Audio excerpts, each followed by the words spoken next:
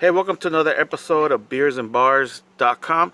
Today we're going to be discussing Corona, but not your typical Corona. We're talking about Corona Premier. Now, Corona hasn't introduced a new beer for about 29 years, but they came out with Corona Premier.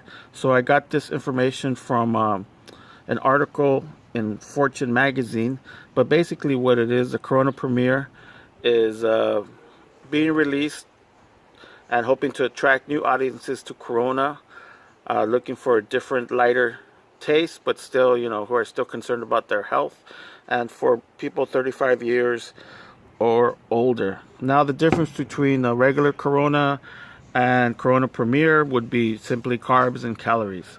So for Corona Premier, you're basically getting 90 calories with carbs of 2.6.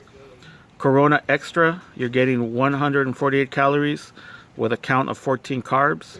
And for Corona Light, you're getting 90 calories with only 5 carbs. So let's go ahead and jump into this. Got some cool Corona.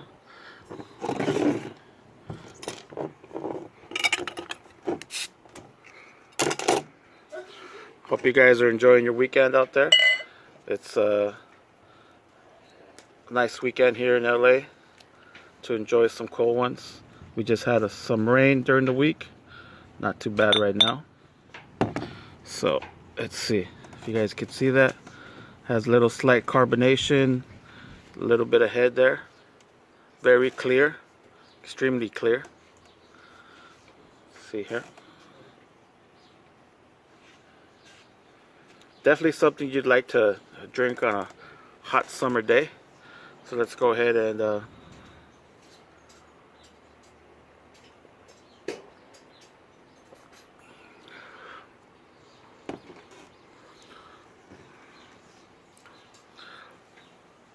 definitely a lighter taste. Not saying that the OG Corona had a huge flavor, but this one is definitely very smooth. Has a aftertaste that is almost non-existent. I guess this might be a better standalone beer than Corona itself, but you know how people use Corona in different ways, where they add lime or they use it in micheladas. So I don't know how that's going to affect the taste of those beers, or people prefer that. But it's definitely a different offering. It is extremely smooth, where definitely does not have a lot of a big aftertaste, and like I said, almost a non-aftertaste. So it's definitely very smooth.